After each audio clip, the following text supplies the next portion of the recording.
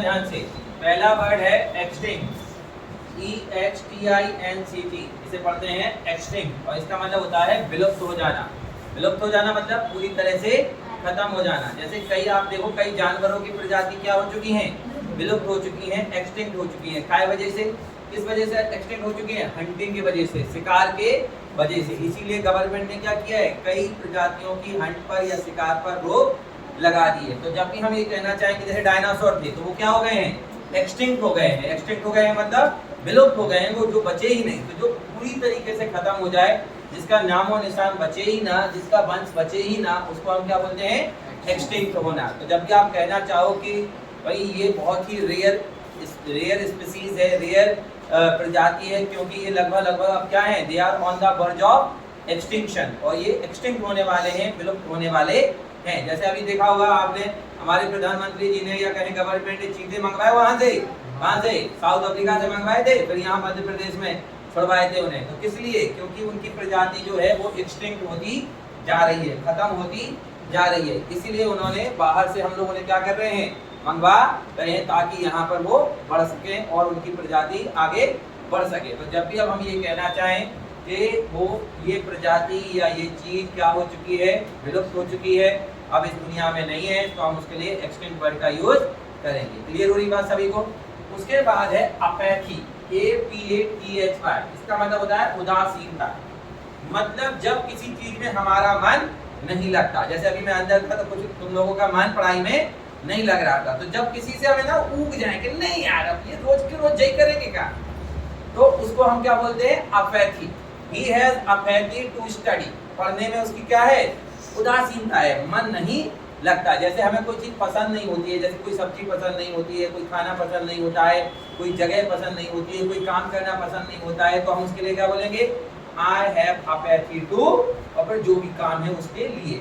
He has apathy to study, he has apathy to music, he has apathy, जिस चीज के लिए भी हमारे अंदर उदासीनता है, उदासीनता मतलब हमारे अंदर ललक नहीं है, हमारे अंदर इंटरेस्ट नहीं है उस चीज के लिए, तो उसकी चीज के लिए हम क्या है, अपैथी है। तो अब जब भी आप ये कहना चाहो कि उसे इस चीज में इंटरेस्ट नहीं है, उसे ये चीज पसंद नहीं है, या मुझे इस चीज में इंटरेस्ट नहीं है, मुझे इस चीज से लगाव नहीं है, तो क्या बोलोगे, आई हैव अपैथी टू, और फिर जिस चीज में आपको रुचि नहीं है, जिस चीज के प्रति उदासीनता है, उसके लिए हम इस वर्ड का यूज करेंगे। समझ में आ रही बात? जैसे मैं पढ़ा रहा हूँ और कोई इधर देख रहा हो, उधर देख रहा हो, it means he has apathy to study, उसे पढ़ाई में कोई दिलचस्पी नहीं है। तो जब हमें किसी चीज में दिलचस्पी ना हो, इंटरेस्ट ना हो, तो उसके लिए हम इस वर्ड का यूज करते हैं अपैथी।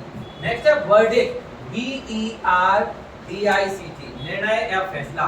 ये अक्सर कोर्ट के फैसले के लिए यूज किया जाता है। सपोज करो कोई कोर्ट केस चल रहा है, कई दिनों से चल रहा है, और अब आप क्या बोलोगे, वर्डिक्ट आने वाला है। वर्डिक्ट आने वाला है मतलब फैसला आने वाला है। जैसे अभी राम मंदिर का वर्डिक्ट आया था, कितने सालों से कोर्ट में चल रहा था वो केस कि राम मंदिर बनेगा नहीं बनेगा, बनेगा नहीं बनेगा, और फिर वर्डिक्ट आ गया कि राम मंदिर बनेगा, और अब बनने लगा है, आधे से ज्यादा बन भी गया है। तो जब भी हम बोलेंगे कोर्ट का फैसला आने वाला है, तो हम क्या बोलेंगे, कोर्ट का वर्डिक्ट आने वाला है या वर्डिक्ट आ गया है। तो खासकर हम निर्णय, जो ये जो वर्डिक्ट वर्ड है वो हम क्या के लिए यूज करते हैं, कोर्ट के फैसले के लिए यूज करते हैं। जो फैसला कोर्ट में जो केस वगैरह चल रहे होते हैं, उनका निर्णय जब आता है, कोर्ट जब फैसला देता है, तो हम कहते हैं कोर्ट ने क्या दिया है, वर्डिक्ट दिया है या फैसला दिया है।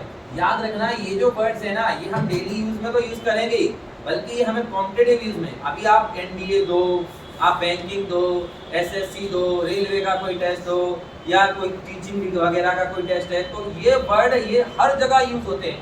आप ये देख लेना कि जो वर्ड मैं कराऊंगा, साल भर के बाद जितने वर्ड होंगे, उनमें से किसी भी कॉम्पिटिटिव एग्जाम में एक भी वर्ड बाहर नहीं जाने वाला। इन्हीं वर्ड के आधार पर एग्जाम बनते हैं। तो मैं जो भी वर्ड कराऊंगा, ना केवल वो डेली यूज के लिए है, बल्कि काय के लिए है, कॉम्पिटिटिव यूज के लिए भी है। तो आपको इनको बहुत अच्छे से फोकस करना है। तो समझ में आ गया, वर्डिक्ट का यूज हम लोग कहाँ करेंगे, वर्डिक्ट का हम लोग यूज करते हैं कोर्ट के फैसले के लिए, ठीक है, निर्णय के लिए। नेक्स्ट है अवर्शन, ये भी इससे मिलता जुलता है, ठीक है, इससे अपैथी से, AVERSION, इसका प्रोनाउंसिएशन क्या है, अवर्शन, नापसंदगी, नापसंद करना, या किसी चीज से नफरत होना, घृणा होना। जैसे कई लोग क्या होता है, मान लो सपोज करो आप बचपन में तैरना शुरू किए और डूब गए एक हर बार, तो क्या हो जाएगा, you will develop an aversion to water, आपके अंदर क्या हो जाएगा, पानी के लिए डर पैदा हो जाएगा। जैसे पानी देखोगे क्या होगा, वहां से दूर भागोगे। सपोज करो आपको कभी कोई कुत्ता काट ले, उसके बाद जब भी तुम्हें कुत्ता देखेगा तुम क्या होगे, अपनी गली बदल लोगे, अपनी रास्ता बदल लोगे। There will be aversion to dogs, कुत्तों को लेकर तुम्हारे अंदर क्या हो जाएगा, एक नापसंदगी पैदा हो जाएगी, एक डर पैदा हो जाएगा। तो जब किसी चीज के प्रति हमें एकदम घृणा सी होती है, नफरत सी होती है, हम उससे दूरी रहना चाहते हैं, दूरी बना के रहना चाहते हैं, तो हम उसके लिए क्या बोलते हैं, I have aversion to water, I have aversion to height. किसी को ऊंचाई से डर लगता है तो वो ऊंचाई को कहते हैं भैया मैं ऊंचाई पे नहीं जाऊंगा, ठीक है। किसी को कुत्तों से डर लगता है, कोई कुत्ता पाल के रखता है ना, और किसी को कुत्तों से डर लगता है। और आजकल तो कई लोग ऐसे ही लिखा देते हैं, कुत्तों से सावधान, चाहे कुत्ता घर में हो चाहे ना हो, जब पैसे दूर से ही रहोगे। एनीवे, तो जब भी हम ये कहना चाहें कि मुझे ये चीज पसंद नहीं है या मुझे इस कदर पसंद नहीं है कि मैं नफरत करता हूँ, उससे दूर रहता हूँ, तो हम उसके लिए क्या का यूज करते हैं, अवर्शन का यूज करते हैं। समझ में आ रही बात, अवर्शन का यूज कहाँ होगा, ठीक है। नेक्स्ट है एक्वाइंट। एक्वाइंट का मतलब होता है परिचित कराना, परिचय कराना। आपने सुना होगा इंट्रोड्यूस कराना, सुना है, ये उसी से बना है एक्वाइंट, ठीक है। सपोज करो आप किसी शादी में गए, आपका एक दोस्त मिला, आपसे बातें करने लगे, उसके साथ एक सज्जन और खड़े हुए। अब तुम लोग काफी देर तक बात करने के बाद क्या बोलोगे, तुम क्या बोलोगे, यार ये कौन है, इनसे भी मेरा परिचय करवाओ। तो क्या बोलोगे, प्लीज एक्वाइंट हिम टू मी, इनको भी मुझसे परिचित करवाओ या मुझे इनसे परिचित करवाओ। तो जब भी हम परिचित कराने, या हम कोई कहने लगा let me acquaint him to you, मुझे इनको परिचित कराने दीजिए, ये मेरे फलाने मित्र हैं, इस ऑफिस में काम करते हैं। तो जब भी हम किसी से कहें कि इनका परिचय मुझसे करवाओ या मेरा परिचय इनसे करवाओ या इनके बारे में भी कुछ बताओ या अपने बारे में कुछ बताओ, तो हम क्या बोलेंगे, एक्वाइंट हिम या एक्वाइंट हिम टू मी या एक्वाइंट मी टू हिम, ठीक है। या एक्वाइंट योरसेल्फ, हम ये भी कह सकते हैं, इंट्रोड्यूस योरसेल्फ कहते हैं, अपने बारे में कुछ बताओ। तो ऐसे हम कह सकते हैं एक्वाइंट योरसेल्फ, अपने बारे में कुछ बताइए, अपने आप को परिचित करवाइए। तो आप देखो इंट्रोड्यूस तो नॉर्मल वर्ड है, ज्यादातर हम यूज करते हैं, सभी जानते हैं, लेकिन आपसे आपको क्या यूज करना है, एक्वाइंट यूज करना है। इसी का एक वर्ड और होता है, मैं आगे बताऊंगा, एक्वाइंटेंस, उसका मतलब होता है परिचित। जैसे कहते हैं ना, मैं मुख्यमंत्री जी को जानता हूँ, मुख्यमंत्री जी मेरे परिचित हैं, तो क्या बोलोगे, chief minister of MP is my एक्वाइंटेंस, वो मेरे परिचित हैं, ठीक है। या सपोज करो आपको यूनिवर्सिटी में कोई काम है और आपका कोई दोस्त है, तो आप उससे क्या पूछोगे, do you have any एक्वाइंटेंस in university, university में कोई आपका परिचित है, अगर है तो बताओ यार, थोड़ी सी जुगाड़ लगवानी, थोड़ा सा काम करवाना था। तो इसी एक्वाइंट से ही बना है एक्वाइंटेंस, ठीक है।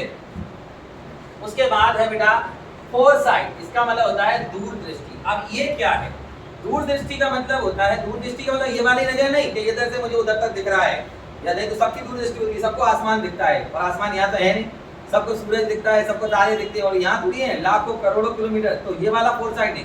फोरसाइट मतलब जो भविष्य के बारे में अनुमान लगा लेता है, एग्जैक्ट, कि भैया ऐसा होने वाला है। जैसे हम कह सकते हैं Netaji had a great foresight, Netaji मतलब सुभाष चंद्र बोस, कि उनकी बहुत बड़ी दूरदृष्टि थी, उनकी समझ, वो भविष्य को बहुत अच्छे से क्या कर लेते थे, एंटीसिपेट कर लेते थे। कल एक वर्ड करवाया था मैंने, एंटीसिपेट, अनुमान लगाना। तो वो भविष्य का बहुत बढ़िया अनुमान लगा लेते थे, उनका अनुमान एकदम सटीक बैठता था, खासकर वॉर जोन में जब युद्ध वगैरह चल रहा हो। तो फोरसाइट का मतलब होता है दूरदृष्टि। दूरदृष्टि मतलब कि हम किसी भी फ्यूचर इंसिडेंट को लेकर बहुत अच्छे से एंटीसिपेट कर सकते हैं कि ऐसा होगा ही। तो जब भी हम कहना चाहें कि भैया वो जो कह देगा बिल्कुल सही निकलेगा, उसकी दूरदृष्टि बहुत बढ़िया है, तो क्या बोलोगे, he has a great foresight. या कोई तुमसे पूछे कि do you have any quality in you, तो क्या बोलोगे, आई हैव ग्रेट फोरसाइट, मेरी फोरसाइट बहुत बढ़िया है। इसकी स्पेलिंग क्या है, FORESIGHT। फोरसाइट का मतलब दूरदृष्टि, दूरदृष्टि का मतलब ऐसी वाली दूर की दृष्टि नहीं, भविष्य के बारे में एक सही अनुमान लगाने की क्षमता को हम क्या कहते हैं, फोरसाइट कहते हैं। समझ में आ रही बात। नेक्स्ट है डेमोलिश, नष्ट कर देना है, गिरा देना। जैसे मकान को गिरा देते हैं ना, पटक देते हैं, पुराना मकान होगा, गिरा दिया, तो किस कहते हैं, यार मैंने ना, मेरा जो I have an old house and I am going to demolish it, मैं उसे क्या करने जा रहा हूँ, डेमोलिश करने जा रहा हूँ। डेमोलिश करने जा रहा हूँ मतलब गिराने जा रहा हूँ, फिर मैं नया बनवाऊंगा। या अभी आप देख रहे हो जो लोग अपराध कर रहे हैं, जो क्रिमिनल्स हैं, जो कोई क्राइम कर देते हैं, तो गवर्नमेंट क्या करती है, सीधा उनका घर क्या कर देती है, डेमोलिश करवा देती है। कहते बुलडोजर बाबा, बुलडोजर चलवा दिया। तो बुलडोजर चलवा दिया मतलब क्या कर दिया, डेमोलिश कर दिया, खत्म कर दिया, बिल्कुल उड़ा दिया। तो गिरा देने को या खत्म कर देने को हम लोग क्या कहते हैं? डेमोलिश। DEMOLISH। डेमोलिश मतलब गिरा देना, नष्ट कर देना, खत्म कर देना। नेक्स्ट है बोरिस, गवार। जब तुम किसी से कहना चाहो, जब किसी की भाषा तुम्हें अच्छी नहीं लगे, बोली अच्छी नहीं लगे, उसका सेंस क्या कहते हैं, उसका ह्यूमर सेंस अच्छा ना हो, या आपको लगे कि अनपढ़ है, कि कुछ जानता नहीं है, वो कुछ वैसा जंगल से आया है, तो आप उसको क्या बोलोगे?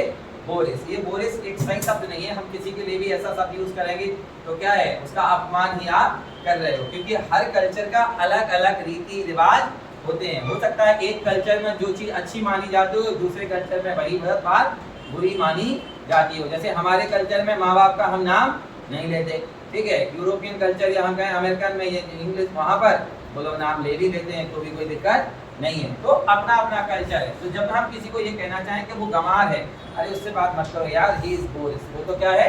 गंवार है। BOORIS। तो हम जब कहना चाहिए, गंवार तो समझते होगे ना अच्छे से, जिसको ज्ञान ना हो, जो अनपढ़ हो, जिसको क्या है तहजीब ना हो, तरीका ना हो, तो उसको हम कह देते हैं गंवार, बोरिस।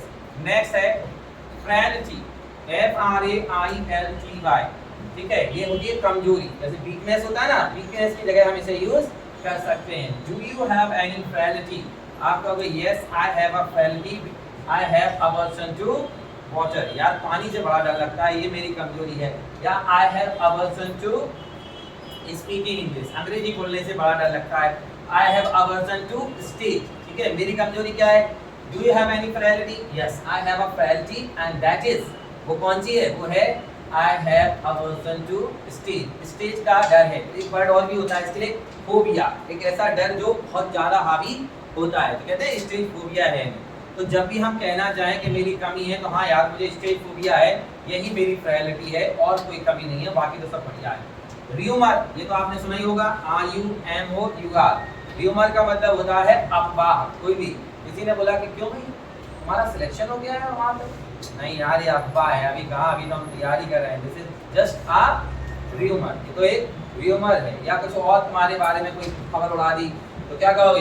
ये र्यूमर है भैया, मेरे बारे में लोग र्यूमर उड़ा रहे हैं और कुछ नहीं है, ठीक है। तो र्यूमर पे ध्यान ना दें, ठीक है, र्यूमर पे ध्यान ना दें, खुद पता करें। और कभी जैसे किसी ने कोई प्रोडक्ट खरीदा, कोई वॉशिंग मशीन खरीदी और कह दिया कि यार ये तो इस कंपनी की तो हर चीज़ खराब ही निकलती है, तो वो कंपनी वाले क्या निकालेंगे, क्या बोलेंगे एड के जरिए कि देखो भैया बहुत सारे र्यूमर्स मार्केट में हैं हम लोगों को लेकर, बट वो सही नहीं है, आप खुद जानें और परखें। तो बात समझ में आई सभी को? 10 के 10 वर्ड समझ में आए, ठीक है। तो अब आपको क्या करना है, इमेजिन करना है। डायनासोर से जोड़ देना एक्सटिंक्ट हुआ, डायनासोर क्या हो चुके हैं? एक्सटिंक्ट हो गए हैं, विलुप्त हो गए हैं, ठीक है। अपैथी को जोड़ देना पढ़ाई से, आप सबके अंदर अपैथी है, पढ़ाई को लेके जबरदस्ती मजबूरी में खेल रहे हो, गमन से पढ़ रहे हो, ठीक है, तो सोच लेना। या फिर तुम्हारे अंदर और किसी चीज को लेके अपैथी है, ठीक है। फिर वर्डिक्ट, कोर्ट के फैसले को, राम मंदिर के फैसले को जोड़कर देखना कि कोर्ट ने राम मंदिर का वर्डिक्ट दे दिया है और अब राम मंदिर बनाया जा रहा है, तो ये वर्डिक्ट तुम्हें हमेशा याद रहेगा। जैसे तुम कोर्ट रूम को याद करोगे, तुम्हें तुरंत क्या आ जाएगा? वर्डिक्ट याद आ जाएगा। अवर्शन, अगर आपको लगता है कि कोई चीज से आपको डर लगता है या घृणा है, नफरत है, किसी चीज काम को आप नहीं करना चाहते हो, तो आप समझ लो कोई कुत्ता आपका पीछा कर रहा है, इमेजिन करो, और उसके उस दिन के बाद से तुमको क्या हो गया? अवर्जन हो गया। किससे हो गया? कुत्तों से अवर्जन हो गया। तो जब भी कुत्ता देखोगे तुम्हें ये अवर्जन याद आ जाएगा। समझ में आ रही बात? एक्वाइंट, ठीक है, परिचित कराना। कभी तुम तुमने किसी को किसी से परिचित कराया, या सोचो कि तुम अपने दोस्त को किससे परिचित करा रहे हो? अपने पेरेंट्स से परिचित करा रहे हो। तो इमेजिन करो कि you are acquainting your friend with your parents, आप अपने पेरेंट्स को के साथ उनको इंट्रोड्यूस करा रहे हो, एक्वाइंट करा रहे हो, इमेजिन करना।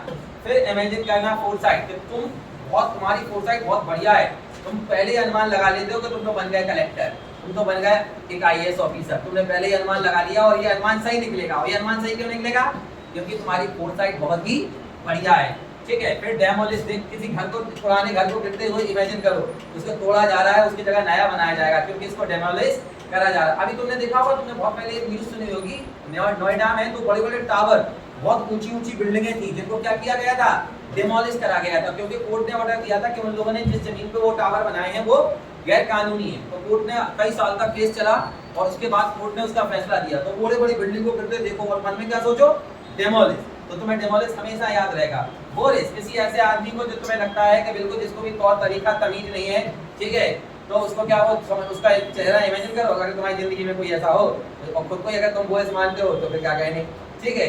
तो इमेजिन करो और समझ जाओ। नेक्स्ट है प्रायोरिटी, पता लगाओ तुम्हारे अंदर कोई कमजोरी, अपनी कमजोरी को याद करो और बोलो कि ये तुम्हारी क्या है, प्रायोरिटी है, उस कमजोरी को इमेजिन करो। और लास्ट में र्यूमर, तुम्हारे बारे में कोई र्यूमर फैलाया है क्या किसी ने, अगर फैलाया है तो उसको याद करो कि कौन सा र्यूमर था। या फिर खासकर सेलिब्रिटीज के बारे में बहुत र्यूमर्स आते हैं, ठीक है, कि जो फेमस लोग होते हैं उनके बारे में र्यूमर आते हैं, हम बेमानी नहीं है तो हमारे बारे में कौन र्यूमर करने वाला है, ठीक है। तो